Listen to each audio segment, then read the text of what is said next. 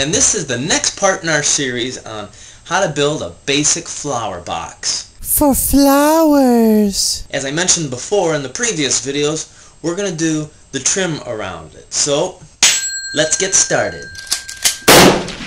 Well, I know I mentioned in the first parts of the video that this basic box could have been built with just hand tools. Yes. But now we're getting into the trim work, and I guess technically you could do it. It's just going to become increasingly more difficult. Oh. So we're going to use the use of power tools for the rest of the trim on this, especially the crown. However, the reason I say that is, yeah, you could use yourself a little miter box and your saw, and you could, you know, cut your pieces for your 45s, but the trim I'm using is going to be considerably taller than what my box will allow. Yeah, you can make a bigger box, but, you know, for me, I'm just going to go to my power tools.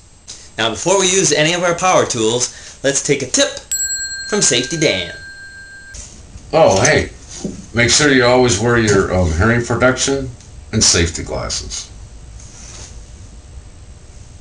You know, I like that Safety Dan. It always makes me feel better about myself.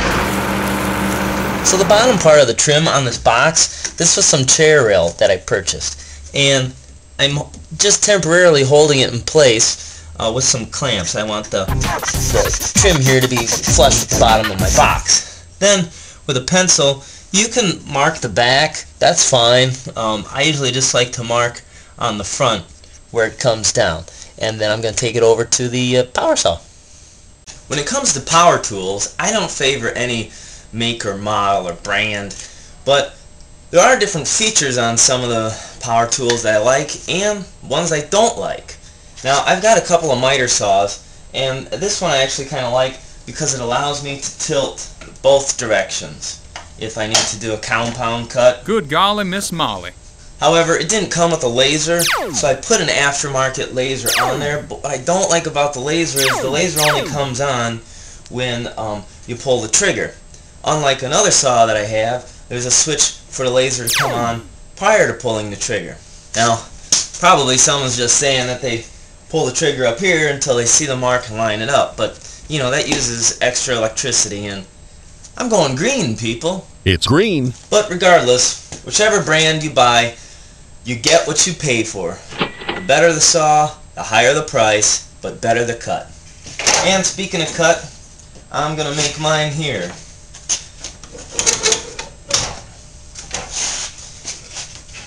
And even though I don't have a laser on this one, I'm just going to sight it right down the blade, kind of like you would shoot a BB gun.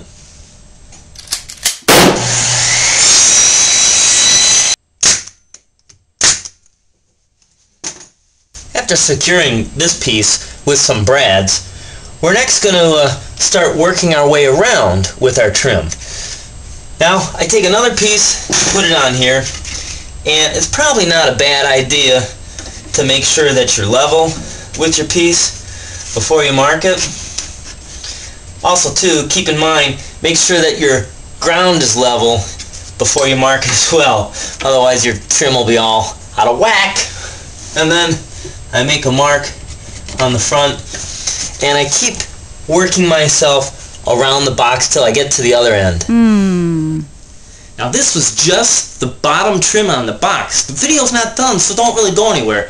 We're going to go on to part 4. Where we're going to do the crown molding on the rest of the box. Come on back now.